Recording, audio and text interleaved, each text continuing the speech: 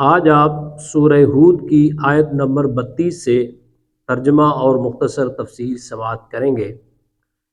اس آیت میں جب حضرت نوح علیہ السلام نے قوم سے خطاب کیا اور ان کو دندان شکن جوابات دیے، تو جب ان سے کوئی بات نہ بن پڑی تو انہوں نے پھر عذاب کا مطالبہ کر دیا۔ اس کا ذکر ہے۔ فرمایا قالوا یا نوح قد جادلتنا فاکثرت جدالنا فأتنا بما تعدنا ان كنت من الصادقین۔ انہوں نے کہا اے نوح، تم نے ہم سے جھگڑا کیا اور بہت زیادہ جھگڑا کیا، تو اگر تم سچے ہو تو وہ عذاب لے آؤ جس کی وعیدیں تم ہمیں سنا رہے تھے۔ قال انما یأتیکم بہ اللہ ان شاء وما انتم بمعجزین۔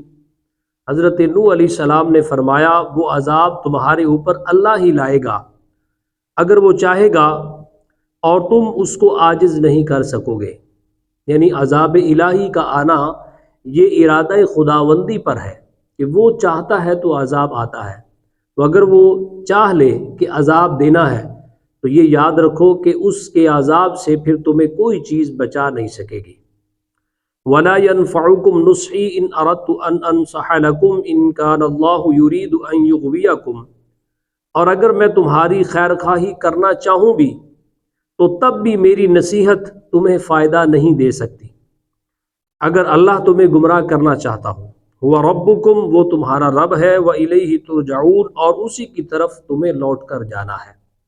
یعنی آپ نے فرمایا کہ اگر میں تمہارا نفع بھی چاہوں تو میں نفع نہیں پہنچا سکتا جب تک اللہ تمہارا نفع نہ چاہے۔ یعنی آپ نے انہیں ڈرا دیا اور یہ کہہ دیا کہ یہ بات یاد رکھو وہی پالنے والا ہے اور اسی کی طرف تمہیں لوٹ کر جانا ہے۔ اب ان کا ایک جو الزام تھا اس کا جواب دیا گیا، ام یقولون افتراہ، کیا یہ کہتے ہیں کہ یہ اس نے خود ہی بنا لیا ہے؟ قل ان افتریتہ فعلی اجرامی وانا بریء مما تجرمون۔ آپ فرما دیں اگر میں نے بنا بھی لیا ہو تو میرا جرم صرف مجھ پر ہے، اور میں تمہارے جرم سے بیزار ہوں۔ اگر یہ جو تم باتیں کر رہے ہو کہ یہ تم ساری باتیں اپنے آپ سے ہی بنا رہے ہو، اس کا حقیقت سے کوئی تعلق نہیں ہے معاذ اللہ، تو پھر بھی کون سی بات ہے کہ یہ میرا جرم ہے اور اس کا میں ذمہ دار ہوں، لیکن جو تم جرم کر رہے ہو ان سے میں بالکل بیزار ہوں۔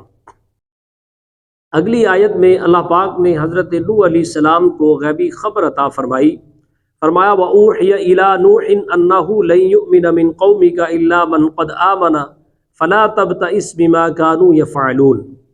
اور نوح کی طرف وحی بھیجی گئی کہ تمہاری قوم میں سے مسلمان ہو جانے والوں کے علاوہ کوئی اور اب مسلمان نہیں ہوگا، تو تم اس پر غم نہ کھاؤ جو یہ کر رہے ہیں۔